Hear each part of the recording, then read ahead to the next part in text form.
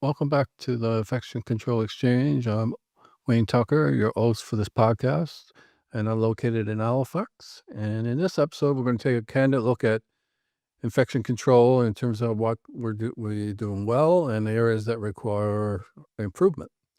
So, my infection control thoughts are based on many years working in public health, acute care, long-term care, and primary care. And the goal isn't to criticize, but to reflect and to learn from our experiences of infection control. So we've made important progress, but there are still gaps that where we need to make improvements, and we want to ensure that areas that we're doing well that we continue to do so going forward. So let's start with some good news. What's working well across infection control programs right now? Starting with the anti-hygiene program, I think most facilities do a pretty good job with their anti-hygiene compliance. It tends to be very high, but there is a reason why compliance is very high is that that's usually most places observe it via like direct observation, where staff auditors are right on the floor and people are being audited, know they're being audited for the most part, and that increases the chance that they're not going to change their behavior and do anti-hygiene more often than they would be if you weren't on the floor doing the audit. So it's important to take that into consideration in terms of the compliance rate. So it may usually will be lower than that if there was no auditors on the floor. But for the most part, I think people uh, try to do the right thing and are doing anti-hygiene throughout their shift. We'll get in some of the areas that are missed in the next segment, but most people are trying to do a good job when comes to anti-hygiene compliance. And I think a lot of the facilities really do put some thought into where to put the anti-hygiene dispensers and make it really easy for people to access the hand sanitizer. So, anti-hygiene compliance, the programs, I think most facilities have got a pretty good program set up with the policies, auditing that certain number of audits that you need to do and stuff like that. So I think it's most places have got a pretty good anti-hygiene compliance our program in place. When it comes to like donning and doffing, I think it's very similar to anti-hygiene compliance. I think their compliance rates are going to be impacted by direct observation, as I mentioned with anti-hygiene. So it's going to be higher than it would be if there was no auditors on the floor doing audits. But I do think that there's good access to PPE, so that's very important. You wanted to make it very convenient and easy for people to access the PPE. And I think most facilities do a good job of putting the PPE where it needs to be and keeping it stocked as well. So I think that's both the anti-hygiene program and donning and doffing compliance are, for the most part, done very well. And we'll get into some of the areas of improvement in a few minutes in the next segment. I did want to talk about precaution signage. So when someone goes on precautions, a sign's going to go up. A couple examples could be contact precaution signage for example, for multi-drug resistant organism. So they are on precautions, contact precautions, but they're not on isolation. They can leave their room, or the patients can leave the room at the hospital. So I think uh, those signage are put up in a timely manner, and that's important because you want to get the staff putting on the PPE as soon as we know that someone has got a particular infectious disease and put up the appropriate signage. I already mentioned that the PPE supplies are well stocked, and inventory is good. So you got to make sure that you got that the PPE bins are being stocked, but that you've got a main supply area where you're putting all the PPE that you're ordering, so your bulk stock, and you make sure that you're keeping that up to date with at least a couple weeks supply. But that kind of varies depending on the space available that you have at your facility. Sometimes you might have to do orders every week, but hopefully you can do orders every 2 to 3 weeks. I do think surveillance, for the most part, in facilities is pretty good.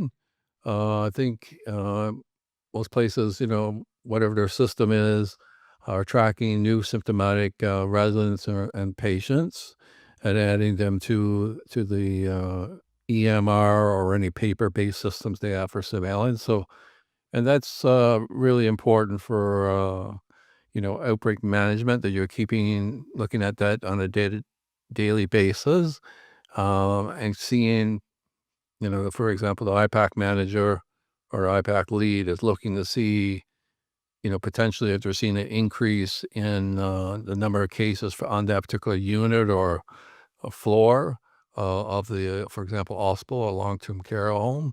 So, when you start to see a increase, something a little bit more than you normally would see in that area, then, it's a time to make a call to public health and just review everything with them and see, if it's meeting the case definition for a possible outbreak. So that's a chance for you to just be, I tend to be one doing it, be very proactive. And if I notice things are occurring on the floor, do make that call and review everything with public health. I think they appreciate homes and hospitals that make that call before things spread too quickly. So, in my experience working at public health, some places would call on a Friday afternoon and say that they have 12 symptomatic residents. And then you ask them, when did this all start? And they said, it started on Tuesday. Well, the first question is, why didn't you call public health much sooner when you noticed that you had an increased illness in your residents or patients? So you go through that process, but you got to deal with the outbreak. So you give them help them manage the outbreak. But there's a learning component to that, and you want to be checking with public health and getting in contact with public health as soon as you can. Um, Typically, one of the things I wanted to get into was staff at your home when they're sick. Most people stay at home when they're sick, and that is great. Um, we don't want people coming into the home if they're symptomatic. I think in terms of outbreak management, I think for the most part it's good in facilities, and I think that comes with a fair bit of support to help with manage the outbreak. So, which is which is needed. You're gonna need that support because it can get quite busy during an outbreak to manage everything. And if staff stay at home when they're sick, then less likely you're gonna see yourself in an outbreak. In terms of immunizations, I think most places do a very good job offering vaccines like influenza and COVID-19, as well as like RSV, offering other vaccines, routine vaccines as well. So I think most facilities got a well-developed immunization program that they follow every year. I do think, we're seeing stronger communications between the various departments like nursing, environmental services, dietary, infection control leads, etc. And I think that collaboration does a lot to prevent the spread of infectious diseases and prevent outbreaks from occurring. So I think um, when staff feel comfortable bringing up their concerns, and we're not operating in these facilities in silos, then I think you get to learn about or hear about symptomatic patients or residents a lot sooner when there's clear communications across the various departments. One of the areas that I want to move on to is eye touch. So I think I mentioned in probably one of my previous episodes of the podcast. I do think the environmental health side of things doesn't get enough credit for the work it does and how it impacts outbreak management and the spread and transmission of infectious diseases. So there's a lot that the housekeeping staff do in terms of disinfecting eye touch areas outside of the patients or residents' rooms, as well as doing those eye touch areas in those rooms. So there's a number of things that, you can technology there to use. You can use fluorescent sprays, which I've used, and, you go around randomly picking areas in rooms and spray in eye touch areas, say 3 or 4 in a room, and then you spray areas outside the resident or patient rooms, and you record those spaces and what areas you spray with the fluorescent spray, and then you come back with a UV or a black light that you shine and just determine whether it's been disinfected enough by the housekeeping staff.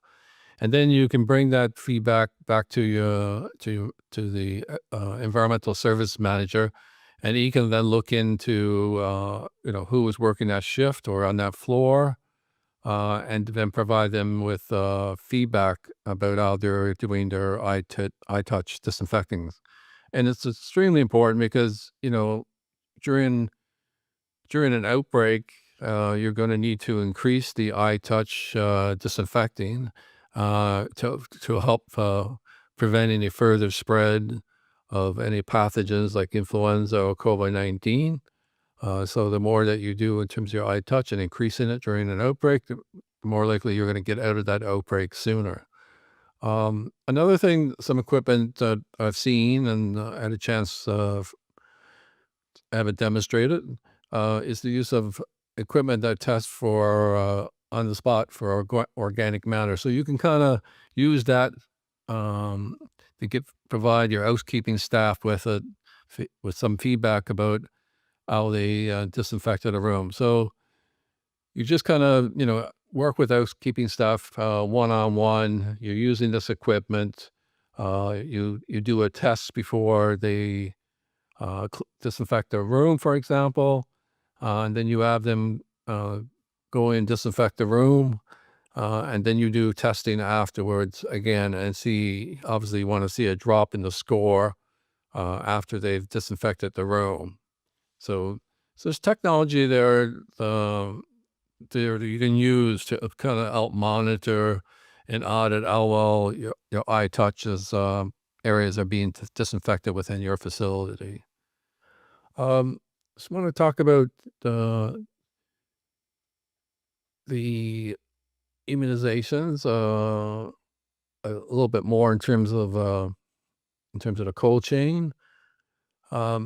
So when you're running these various programs and stuff, DIPAC managers or someone else are picking up the vaccine from public health. You got to make sure that you're taking your cooler with ice packs in it and a towel so that the vaccine is not coming in contact directly with the ice packs. And then you're transporting that back to your facilities and then putting that in your dedicated fridge. I've worked for public health, so I have always recommended that facilities invest in actually buying a dedicated vaccine fridge or lab fridge and not a bar fridge, which is typically what you see. The bar fridges can be unstable with the temperature, and they were never really meant to store vaccines. So it's not the best fridge to be using for your immunization programs. So in terms of the cold chain, you're responsible for maintaining that cold chain right from the start. So right from when you pick it up, you got to have that, like I mentioned, like that cooler with the ice packs. And you're responsible for it, not for just when it gets back to the fridge and you put it in the fridge, but what you need to do right away.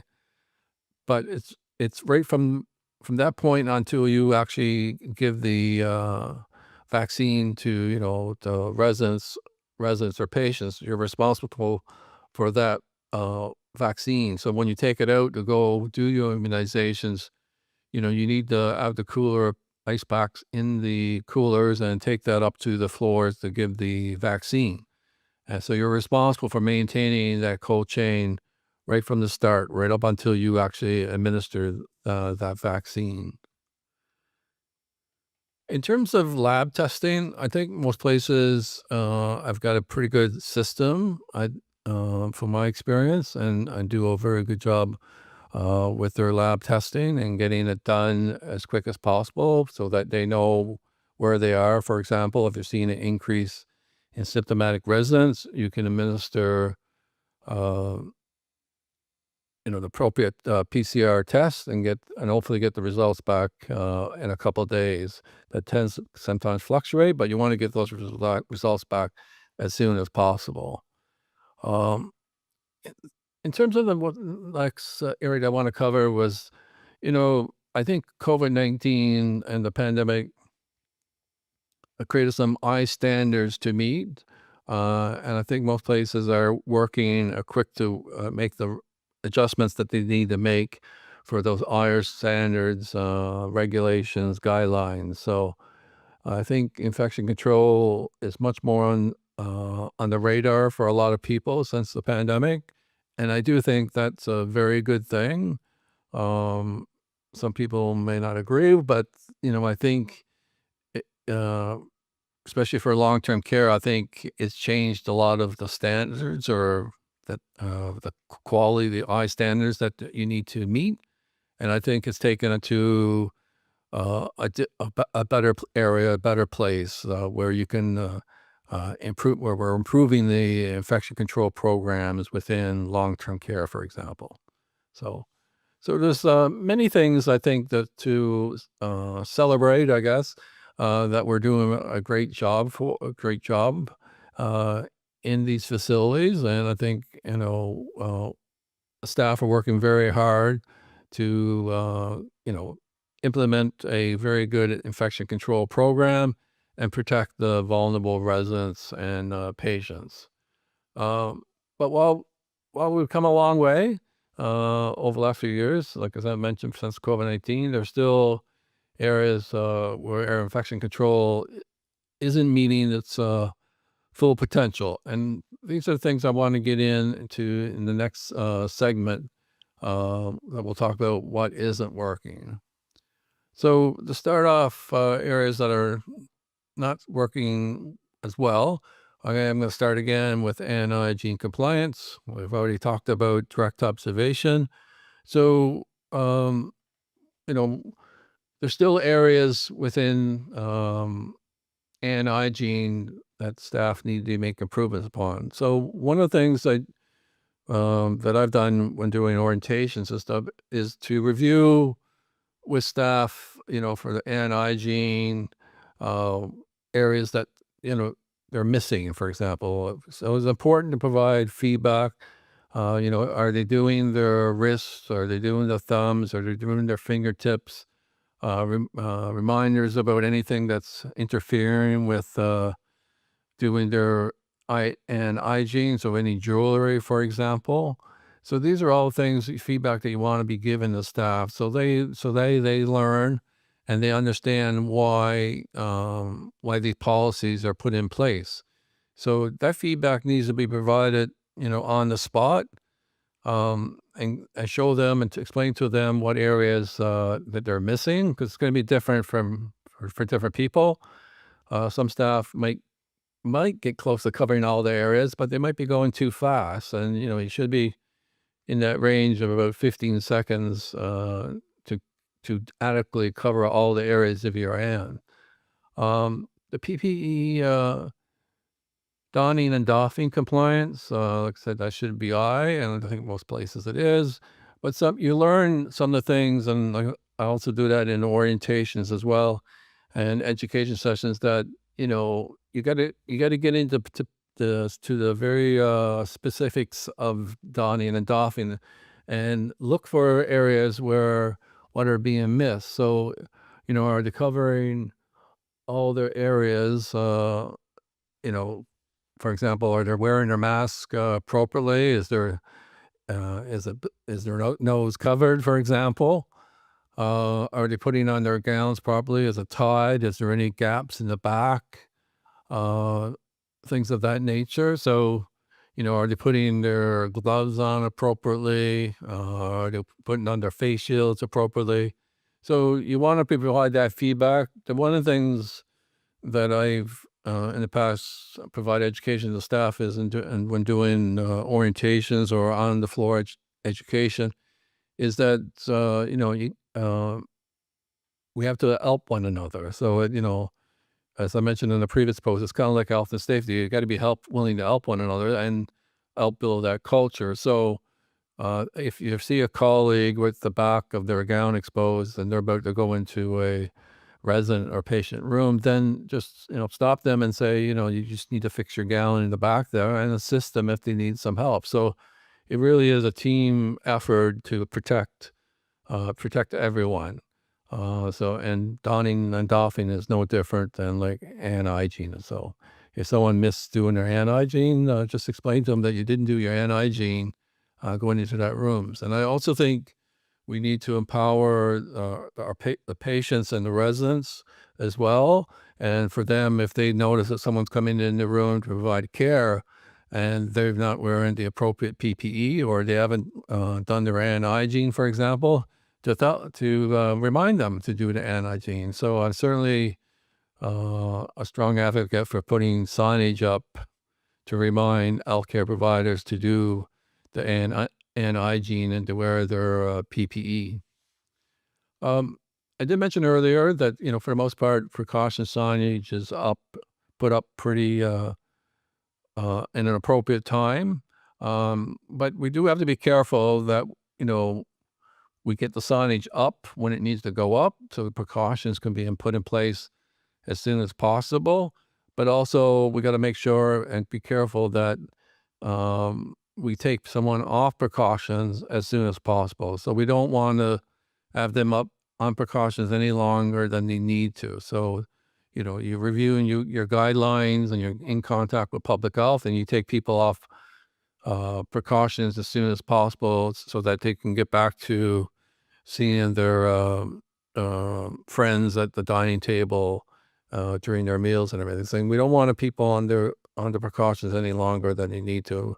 And I know sometimes there's gaps in that area, so we always want to be working towards closing those gaps so we get residents off of precautions as soon as possible.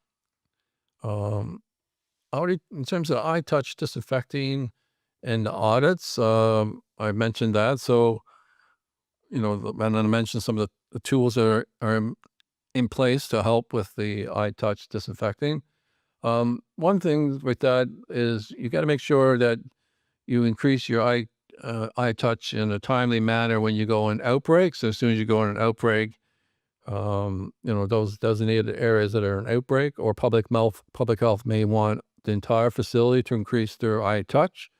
That you're doing so, and that you're providing feedback to the staff. That's very important that you track all those areas that you're doing the audits for, and then giving, as I mentioned, the environmental services manager feedback on areas that are being missed on, in resident rooms or the railings, for example, and so that improvements can be made because those gaps impact the transmission of infectious diseases during, on a daily basis, as well as during outbreaks.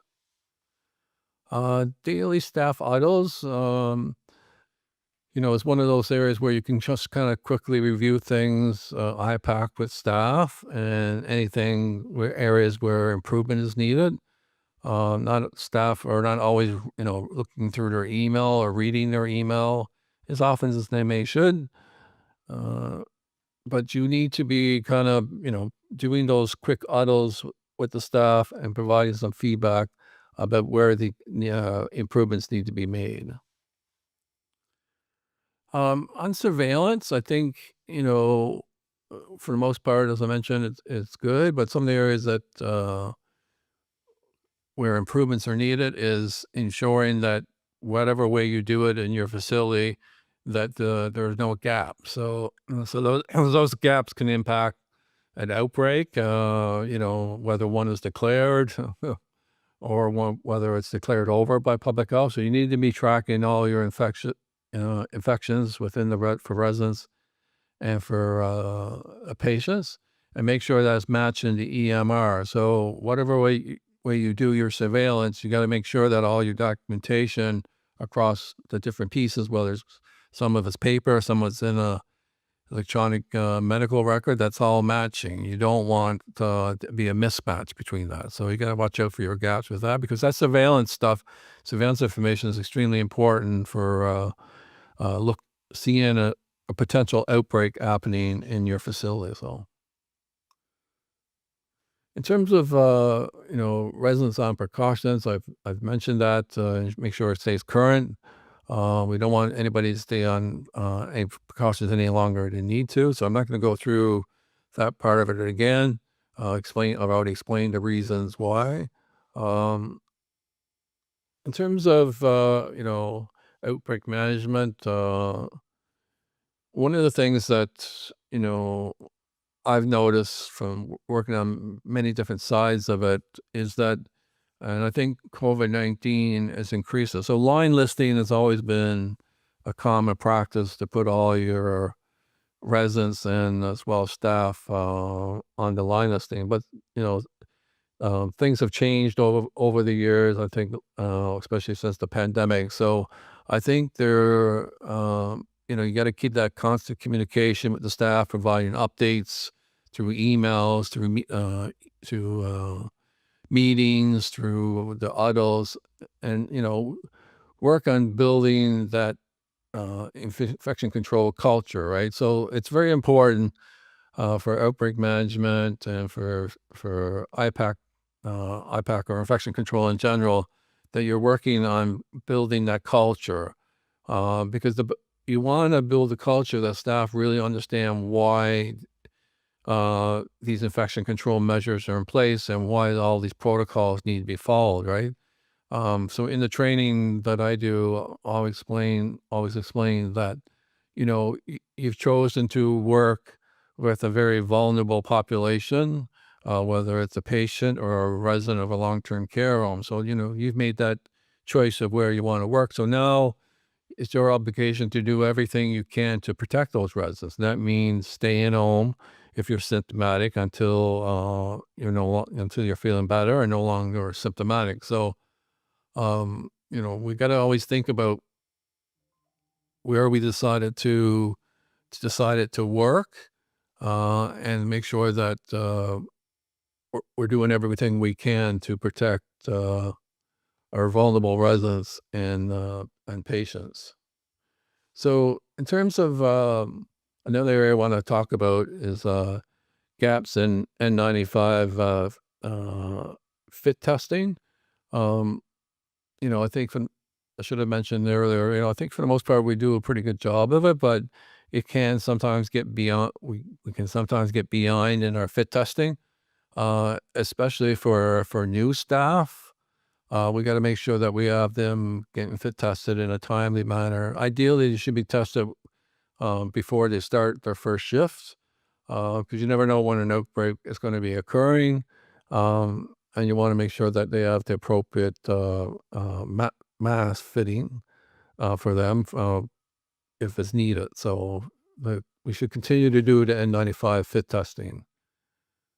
Um, in terms of IPAC orientation, when new staff come on or staff returning, we should be doing the infection control training. So that's usually going to be completed by the infection control manager or the lead. So, but sometimes departments are in a hurry to get staff scheduled and on the floors, but those gaps shouldn't be occurring. You want to make sure that you get all the staff, get their training, get the fit testing done, really ideally before they start their shift.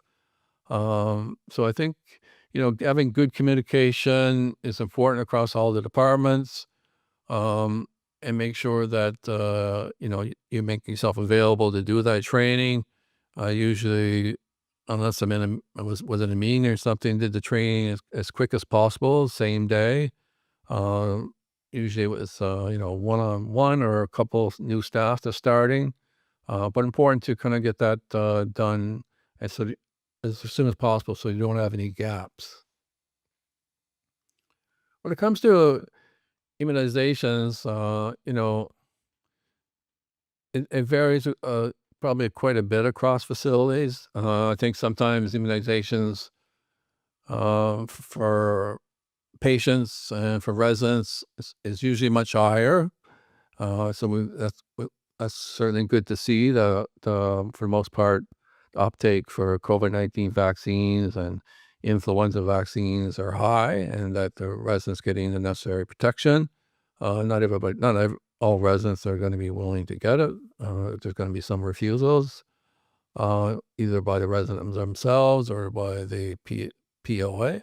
Um, but we want to make sure we work on our staff immunization rates, and offer incentives, prizes, contests, gift cards to get it up to the highest you can. I've worked in some places where it's been for staff, for influenza, it's been, uh, you know, close to 90% or over 90%. Getting those numbers from COVID-19 is harder, or I haven't quite seen them as high as like that. But I did mention that in the first episode for this podcast, that it's been a more difficult sell for the COVID-19 vaccine, but they do need to think about it in the same way as influenza. If they don't get that most recent vaccine, then they're not going to be protected from that current strain. Um, some gaps in lab testing that I've seen that have had big implications, especially during an outbreak, because it can cause delays in getting results.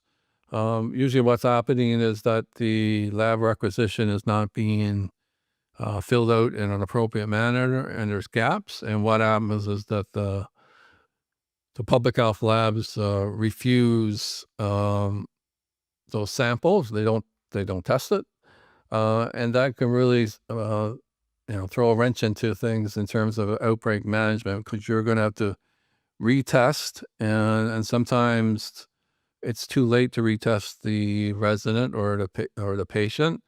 It can delay, cause an extension to an outbreak, which you don't want. You want to get out of an outbreak as soon as possible, for many reasons. So you really got to be careful with those gaps that might occur with the lab testing. So just watch for that. Um, I do think most of the infection control programs have got good leadership in place, but I think we do need to watch out for the workload for IPAC leads and managers, because I think what happens, um, and I probably wasn't as aware of this when I worked in public health, and maybe things have changed as well since COVID-19, is that there's a lot more meetings, there's a lot more paperwork, there's a lot more reports, uh, that need to be completed. That increases the workload for the IPAC managers quite significantly during an outbreak.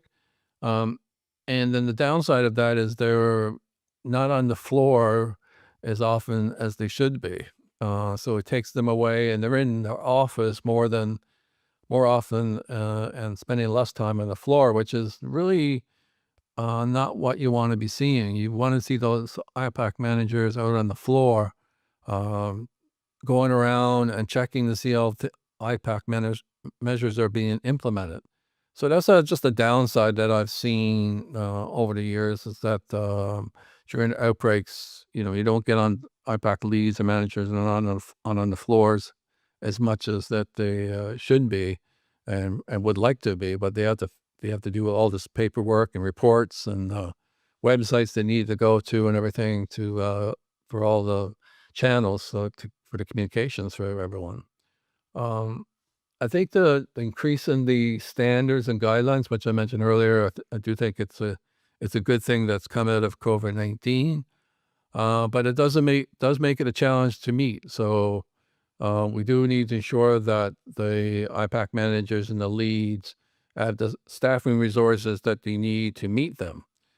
So all these standards, guidelines, regulations are great, and I certainly have welcomed them. But it's going to make it a challenge to achieve it um, for the IPAC lead or the IPAC manager to meet everything that needs to be done with these new standards and guidelines and regulations. So you got to make sure that you're putting in the staffing resources to support them as well. Um, Documentation, I think probably an area for anybody where they need to make sure they got the appropriate documentation from meetings, from their infection control committee meetings, from their outbreak meetings, from the health and safety meetings. So all that documentation is very important, as well as all the documentation for any outbreaks. So you got to make sure you got files created to paper or on your computer for all those outbreaks, and you got them organized because you're going to be asked to show documentation when there's an audit from, for example, from a ministry for long-term care coming in, and they will ask for all that information, and you got to be able to provide that in a timely manner to them. So the more organized you are, and you can show them that information when you're being interviewed and answering questions, they just want to see it. So many times I would just be able to pull up that information on my computer, show them what they were asking for in terms of the documentation, and they take a quick look at it and see that you've got the documentation in place, and then they're quite happy. It is when, you got delays in providing the documentation or the documentation is incomplete, that's the kind of situation that's going to get that facility into some trouble with the appropriate ministry. So, um, in terms of the maintaining, just quickly about the cold chain, I've already talked about that. You got to, your responsibility is when you're giving a biological, so like you're giving a vaccine, is that you're maintaining that cold chain at all times. So I'm just putting that in there, making sure that that cooler is being taken with ice packs all the way until it's being administered to the resident or the patient. So it's always important. We don't want any vaccines to be out of cold chain for any amount of time like that, and that you give it in an appropriate way while maintaining the cold chain. Um, the final thing that for this segment that I want to get into is the infection control culture. I do believe that needs work in many facilities. So, and by that I mean it comes back to understanding where you're working. So you're working with the most vulnerable people, patients, and residents. Uh, so you've made that decision to work in healthcare. So you need to do everything you can to protect those vulnerable residents and patients. So we need to work on building that culture where we're willing to help one another. So if you see someone with, they're not wearing their mask appropriately, it's got their mask under their nose or on their chin, or the mask is hanging from one ear, that you inform them that they're not wearing their mask correctly, and